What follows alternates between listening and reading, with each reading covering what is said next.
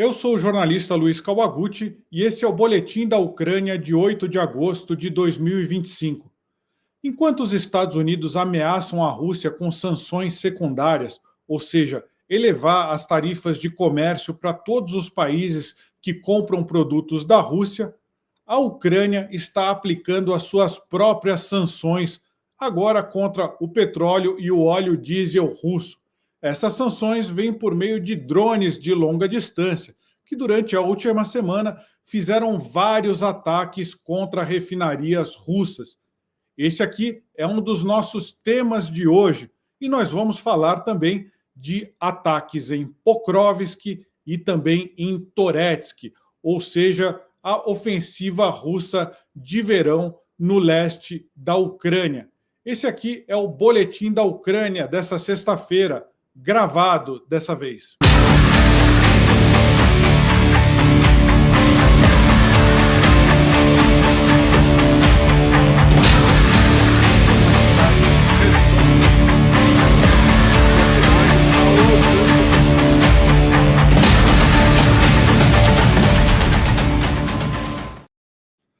Vamos começar com o nosso mapa de ataques da Ucrânia, ataques de longa distância dentro da Rússia.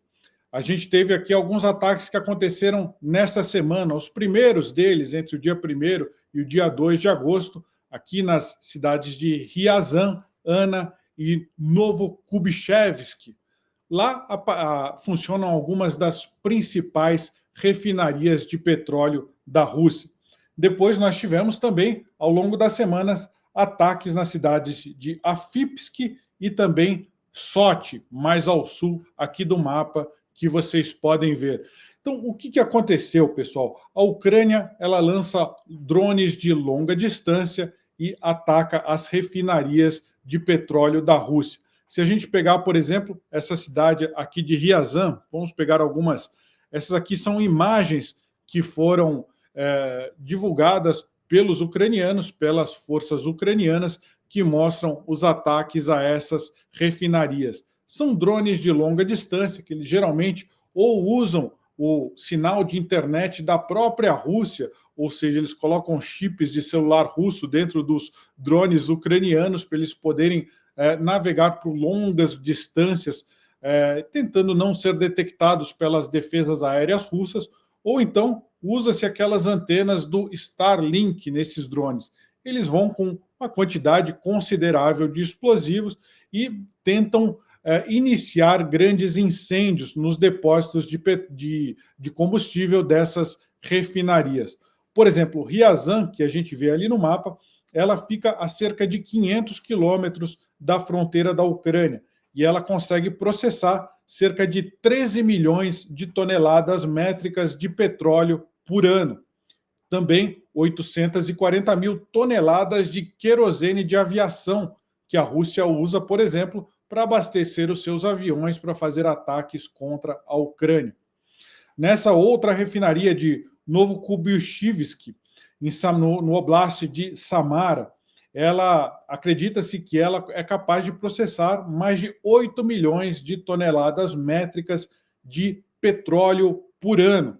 Ali em Ryazan, houve pelo menos uma suspensão parcial da produção de petróleo, cerca de 50% do processamento do petróleo foi interrompido por conta desses ataques de drones ucranianos. Lá em Novokubishevsk, a produção foi parada totalmente, pessoal. A gente está falando, essas refinarias juntas, elas são responsáveis por mais de 10% do processamento do petróleo lá da Rússia. Também houve ataques na cidade de Ana, no oblast de Voronezh. Fora isso, pessoal, a gente teve, isso aí foi entre o dia 1 e 2 de agosto. Depois a gente teve mais ao sul, a Fipsk, no oblast de Krasnodar Krai, esse a mais ou menos 400 quilômetros de distância da Ucrânia. Fora isso, também houve ataques a outras infraestruturas de petróleo que a Rússia usa para exportar combustível. Por exemplo, foi atacado um oleoduto na região de Volgogrado. Esse oleoduto ele é responsável por mandar, por exemplo, produtos de petróleo para o Turcomenistão, para o Uzbequistão e para o Cazaquistão.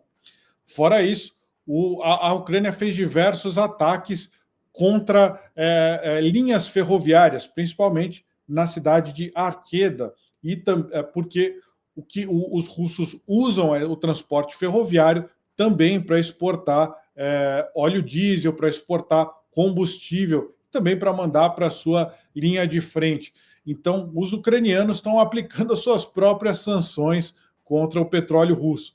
Por quê? Porque acredita-se que 1/3 do PIB da Rússia ele venha da exportação de petróleo e seus derivados. Inclusive, um editorial, ou uma coluna de opinião, perdão, no Washington Post desta semana dizia que a Rússia é um grande posto de combustível. Na verdade, é daí que vem o principal lucro da Rússia. E é desse lucro com a exportação de petróleo e seus derivados que a Rússia está financiando a sua invasão da Ucrânia. Vamos mostrar aqui alguns números disso. Aqui a gente tem a imagem que é o ataque a Afipsk, que foi o ataque mais recente na região, na refinaria de Afipsk, em Krasnodar Krai. A gente tem aqui um dado sobre o CREA, que é o Institute for Clean Energy, ou seja, ele é uma organização internacional que ela monitora a exportação de petróleo da Rússia, petróleo e seus derivados, produtos de energia em geral. A gente tem gás, a gente tem gás liquefeito de petróleo, a gente tem carvão também. Então, a gente vê aqui a exportação, essa faixa mais abaixo aqui do gráfico mostra o petróleo cru, depois produtos refinados, como, por exemplo, óleo diesel. O Brasil, por exemplo, é o segundo maior comprador de óleo diesel da Rússia. Comprou mais de 80 bilhões de reais no ano passado em óleo diesel da Rússia. Também a gente vê mais em amarelinho aqui gás que é exportado por meio de gasodutos. O que tem aqui mais azul é o carvão e ali o LNG, que é aquele gás liquefeito de petróleo, mais acima aqui do gráfico. Aí, mais à esquerda do gráfico era a quantidade desses produtos que eram exportados no começo da guerra. E mais à direita, o tempo atual. Então, o que a gente pode interpretar desse gráfico, pessoal? A Rússia continua exportando uma grande quantidade de produtos de petróleo. Então, a gente não viu até agora uma variação muito grande na quantidade.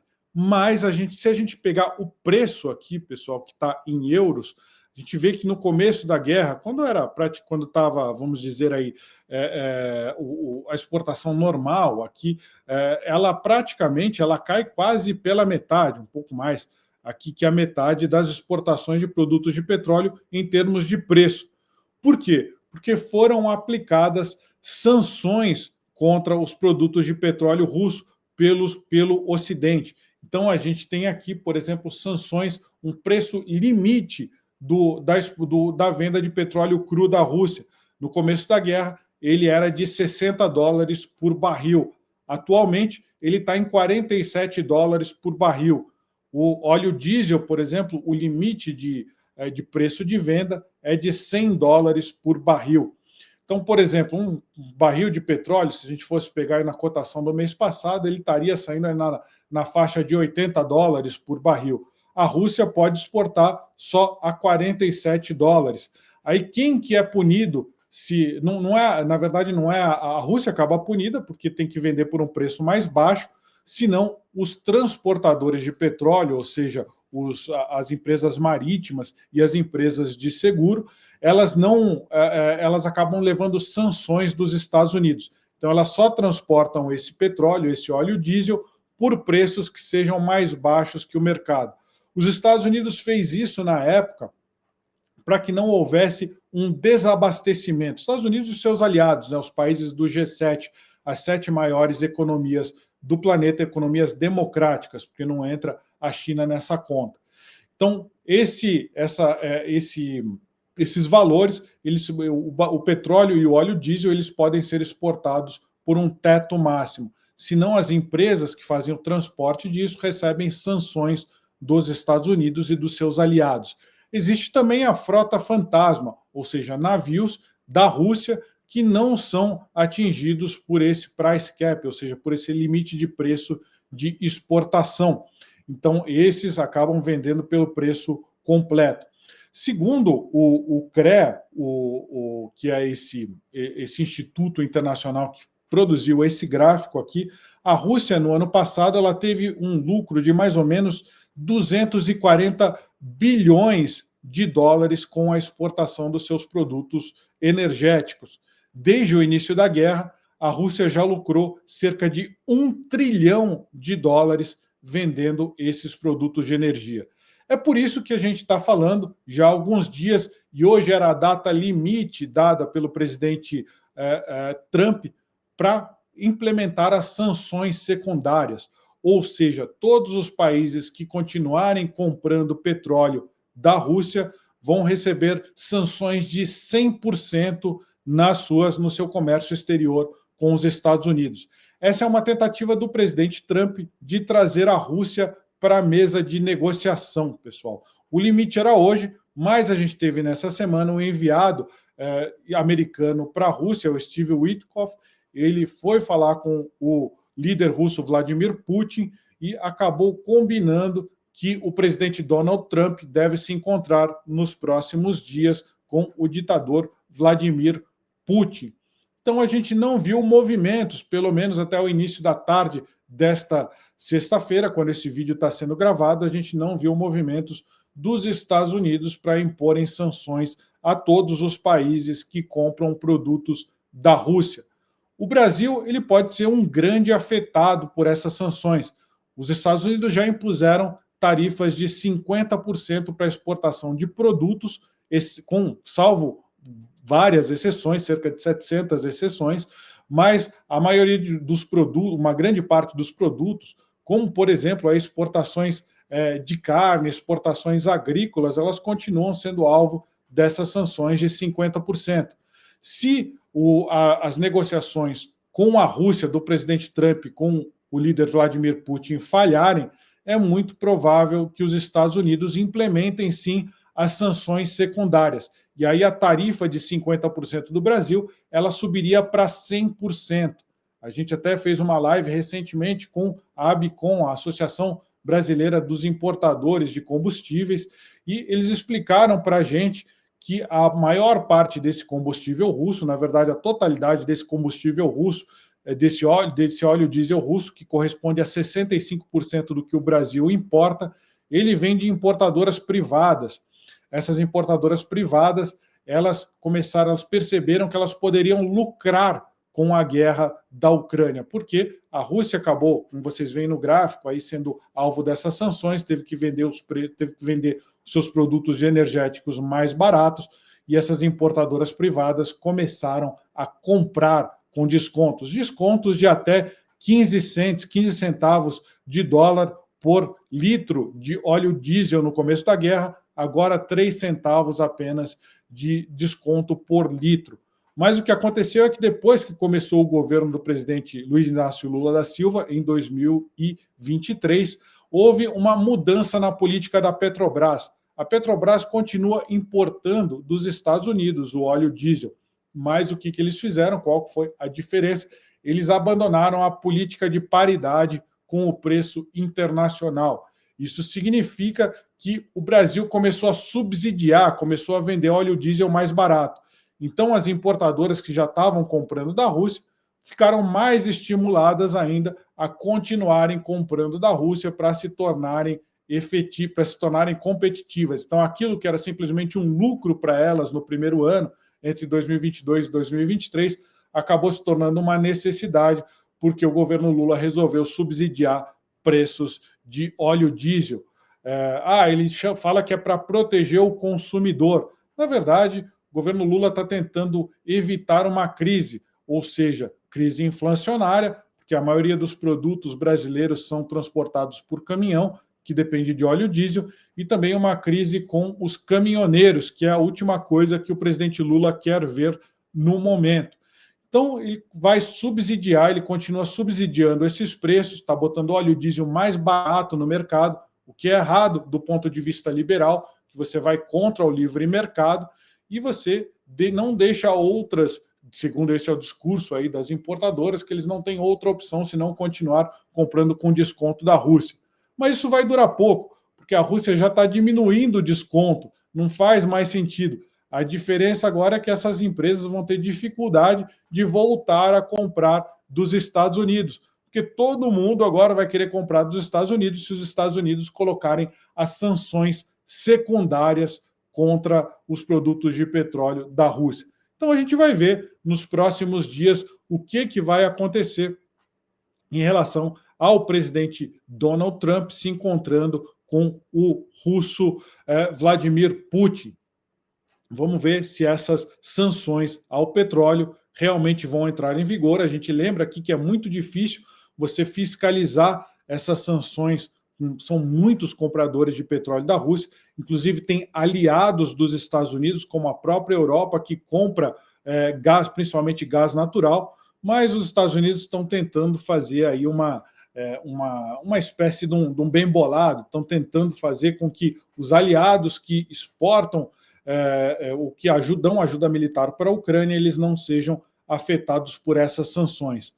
Quem dançou até agora foi só a Índia, que tinha 25% de tarifas nas suas exportações para os Estados Unidos e foi tarifada uma ameaça de ser tarifada de 50% se não parar de comprar o petróleo russo.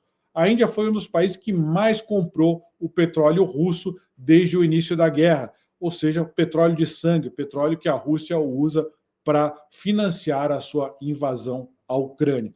Mas fora os ataques de drone de longa distância contra as refinarias de petróleo, esses ataques também atingiram a infraestrutura de defesa da Rússia. Eles atacaram, por exemplo, a Elektropribor, uma empresa, uma base de defesa, base industrial de defesa da Rússia, que estava fazendo produtos eletrônicos para serem usados em armamentos que a Rússia usa contra a Ucrânia. Também houve ataques a centrais de radar da Rússia, ou seja, infraestrutura militar, e essa é bastante interessante, eu queria mostrar aqui para vocês. Essa daqui é a Península da Crimeia, aqui onde a gente está vendo um ícone de explosão, foi onde ficavam centros de radares da Rússia que foram atacados por drones ucranianos. E é muito interessante a gente ver as imagens desses ataques que foram gravadas pelos drones da Ucrânia. Os radares, eles ficam dentro dessas estruturas aí redondas que, bem na Península da Crimeia, ficam bem próximo da costa para ter um alcance maior desses radares, e a gente vê aí os drones ucranianos, agora eles atacando um navio de patrulha da Rússia, mas o principal, eles atacando essas centrais de radares da Rússia, para tentar, esses radares são usados principalmente para combater os drones marítimos que operam no Mar Negro. Então a gente vê aqui mais imagens agora, os drones ucranianos atacando defesas antiaéreas da Rússia. Então, muito importante, muito interessante essas imagens aqui que foram divulgadas. Essas estruturas redondas são os radares que são instalados pela Rússia e foram atacados pelas forças ucranianas. Então, não foram ataques não apenas as sanções dos drones contra as refinarias russas, mas também os ataques contra a infraestrutura militar. Foi atacado também um aeroporto militar da Rússia na cidade de Primorsko-Akhtarsk, um aeroporto também usado em ataques contra a Ucrânia. Bom, pessoal, essa foi a parte dos ataques de longa distância. Vamos falar um pouco agora da frente de batalha. Vamos aqui para o nosso mapa agora, pessoal. Vamos lá. Esse daqui é o mapa da Ucrânia. A gente vê a frente leste de batalha. Onde tem um ícone de explosão é da onde a gente vai falar hoje, das frentes de Pokrovsk e da frente de Toretsk. Essa parte vermelha aqui do mapa mais à direita é a área ocupada. A Rússia ocupa cerca de 20% do território ucraniano, incluindo aqui a Península da Crimeia. A gente tem essas duas principais cidades que são o alvo da ofensiva de verão dos russos. A gente tem a Konstantinivka e Pokrovsk.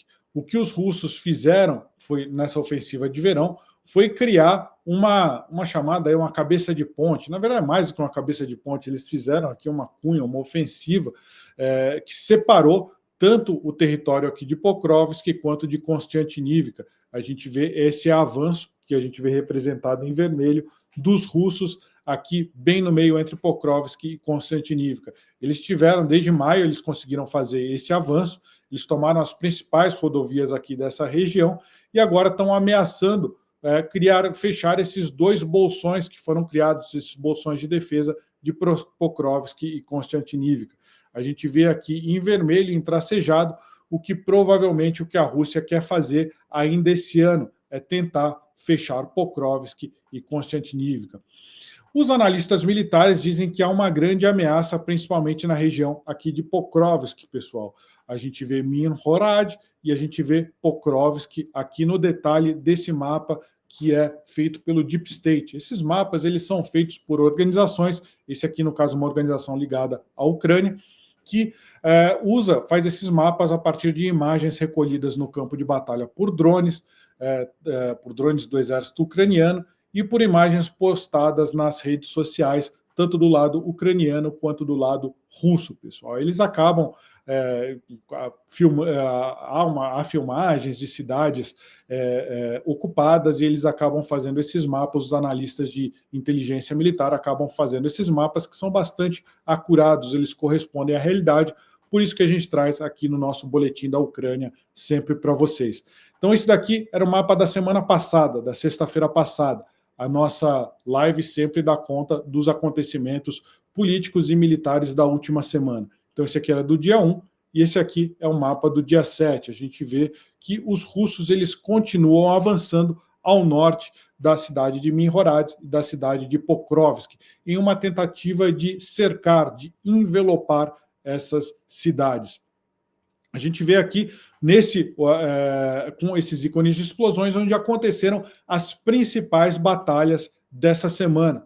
Fora esses aqui são os ataques diretos, a Rússia tem preferido usar ataques de infantaria nessa região, ou seja, ela está poupando o seu equipamento militar, poupando os seus blindados, está mandando os russos avançarem a pé com o apoio de artilharia e com o apoio da aviação. A aviação tem soltado aquelas chamadas bombas planadoras, FABs, Aviation Bomb, ou seja, são bombas aí da época da Guerra Fria que receberam uma atualização, um kit de GPS, elas são lançadas a uma grande distância do seu alvo e vêm planando, e são bombas com grande capacidade, trazem muito explosivo, são usadas para destruir casas-matas e grandes alvos ucranianos.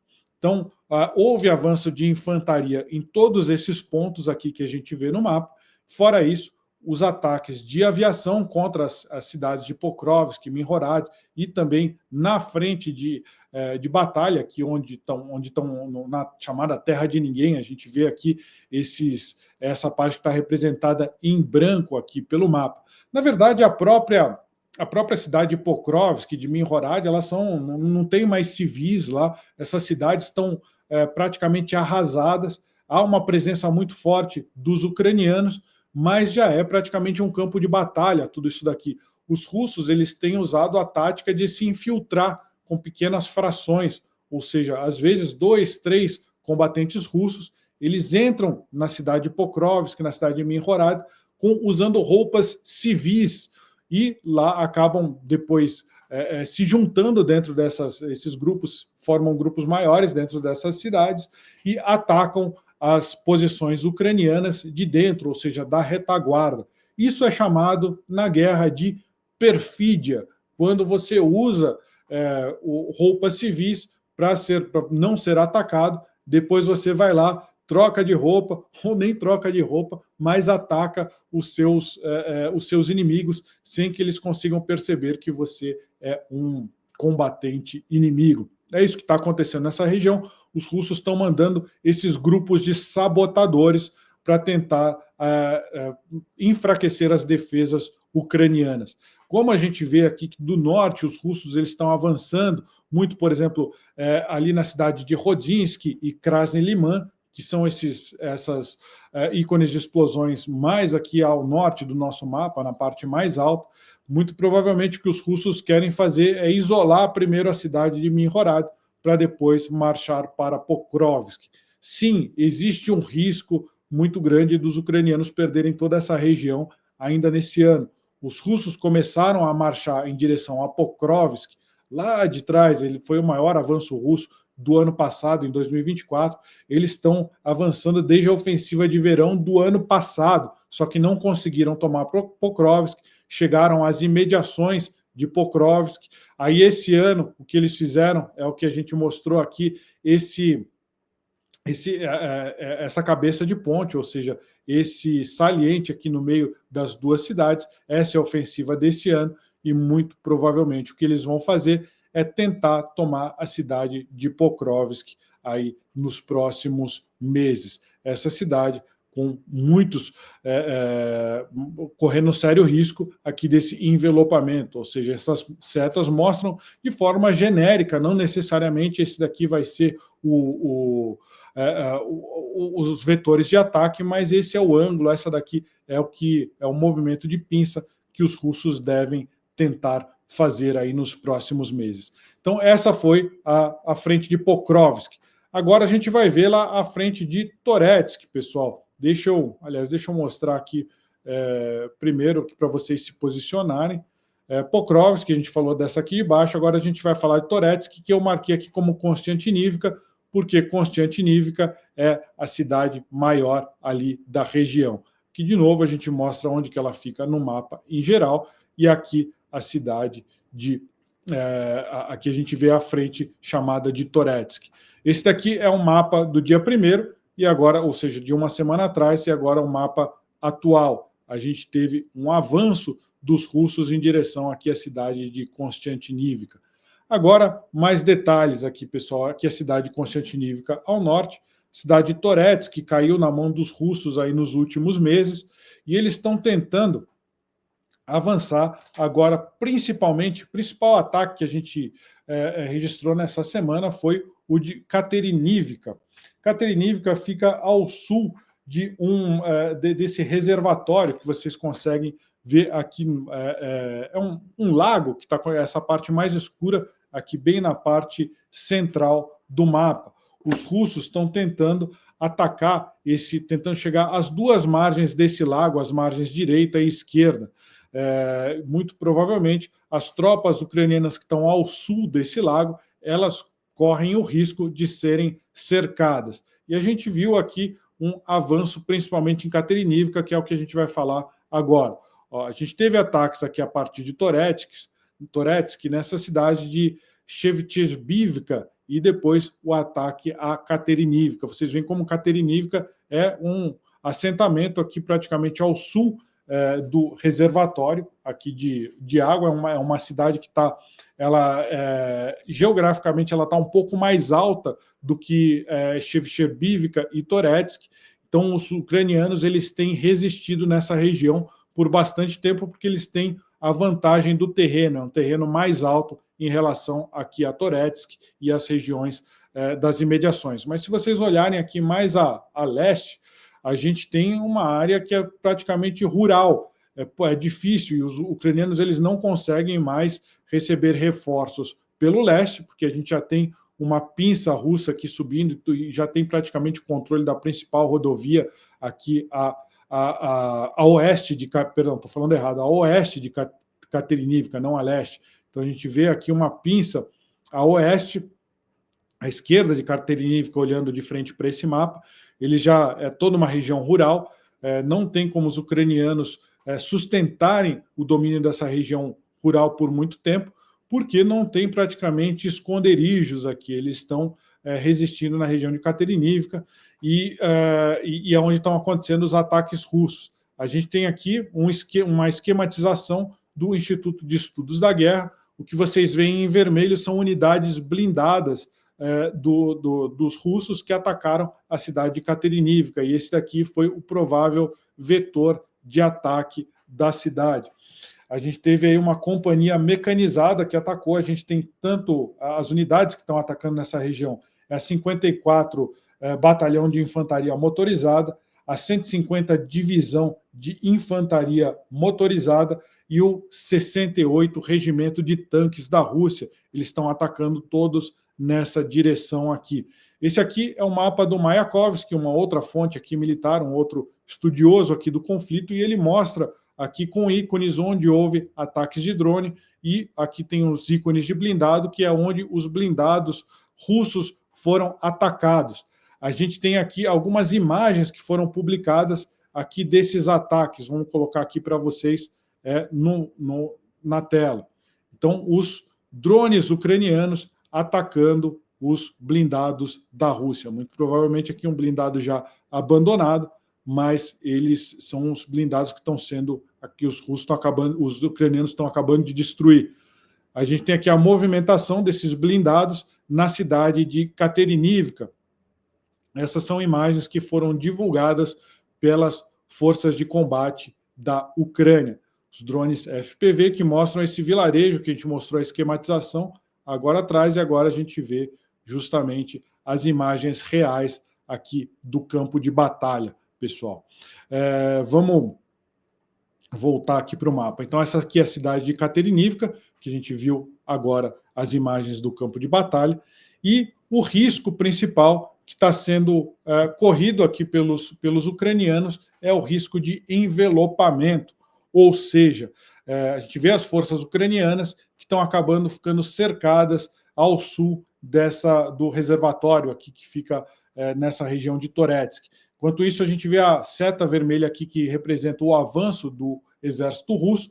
Os russos estão tentando fechar essa rodovia que permitiria uma retirada dos ucranianos dessa região de Katerinivka para a região de Konstantinivka, mais ao norte. Se os russos conseguirem tomar essa rodovia antes dos ucranianos abandonarem essa região, existe uma chance muito grande dessas tropas ucranianas ficarem cercadas e terem que se render, porque eles não conseguem fazer a travessia aí do lago, não tem como fazer isso, porque seriam alvos muito fáceis. Na verdade, toda essa região ela não oferece cobertura vegetal, não tem aí bosques, florestas, então fica muito difícil, inclusive, esconder essas tropas. A gente teve pesadas baixas ucranianas também, equipamentos de artilharia, blindados ucranianos que foram destruídos nessa região por drones, aqueles drones FPV que são de primeira pessoa e eles ficam ligados por um cabo de fibra ótica ao seu operador, e eles foram usados para destruir muitas unidades aqui de artilharia e blindados da Ucrânia. Aqui também a mesma lógica de Pokrovsk, que os russos estão avançando muito com infantaria, embora esse ataque a Katerinivka, o terreno ele favorece aqui em relação a ser um terreno mais aberto, então ele favorece o uso de blindados. Foi uma unidade mecanizada, infantaria mecanizada, ou seja, infantaria que leva blindados de transportes de tropa, também que leva blindados, tanques que fazem a defesa desses blindados e fazem o ataque às posições ucranianas. Então a gente teve uma batalha aqui de blindados nessa região com infantaria. Os russos arriscando aqui, diferente de Pokrovsk, arriscando um pouco o uso de blindados, mas, em geral, o avanço nessa região está sendo feito pela Rússia com infantaria para poupar as suas unidades de blindados. Então, um risco bastante grande dos ucranianos perderem essa região, aqui deve acontecer em breve, eles perderem o sul desse lago e terem que se retrair para a cidade de Konstantinivka. Os russos querem tomar Konstantinivka ainda nesse verão. Eu acho que não vai ser tão fácil assim. Konstantinivka é a cidade mais ao sul do que a gente chama de cinturão de defesa ali de Donetsk. Donetsk é uma das primeiras áreas invadidas pelos russos aqui nessa guerra da Ucrânia, e os russos invadiram Donetsk lá em 2014 e querem uma vitória política agora. Depois eles invadiram primeiro Donetsk e a Crimeia lá em 2014, depois fizeram a invasão de larga escala da Ucrânia em 2022, e agora eles querem completar a conquista dessa região de Donetsk para clamar uma vitória política. Eles vão tomar o Donetsk nesse verão?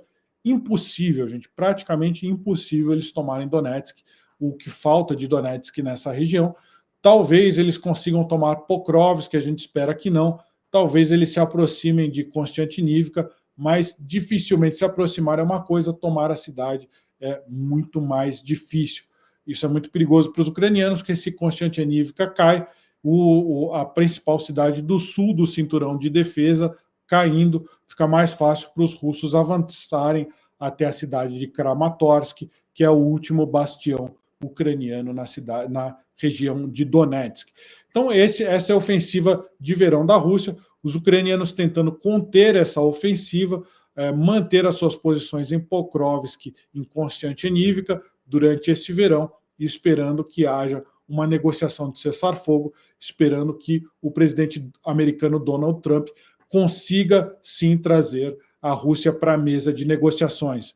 Claro que, se houver, de fato, as sanções secundárias à Rússia, ou seja, sanções aos países que compram da Rússia, toda essa situação muda radicalmente, fica muito mais difícil para a Rússia manter o seu esforço de guerra. Então é nisso que a gente aposta, que o presidente americano Donald Trump consiga, ou por vias diplomáticas ou por vias de sanções, acabar com a guerra. A gente ouviu nessa própria sexta-feira que já há discussões sobre território, ou seja, qual parte do território vai ficar com a Rússia, qual parte vai ficar com a Ucrânia.